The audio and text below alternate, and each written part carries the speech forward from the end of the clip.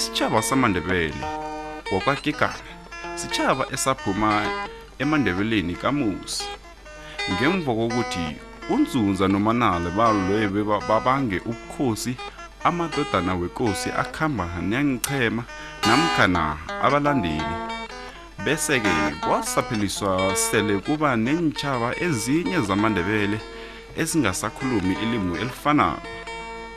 AmaNdebele kaKigana aziwa khulukhulu ngamaNdebele okwamledlana. Layo ke maNdebele akhuluma isiNdebele esinokuthelelwa lilimi lesisuthu.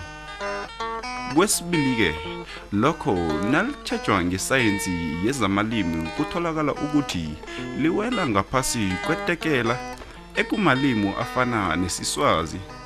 Kanengi ke amalimi la asebenzisa uthi lapho amaNzunza, amanala, amaZulu namaXhosa asebenzisa uz.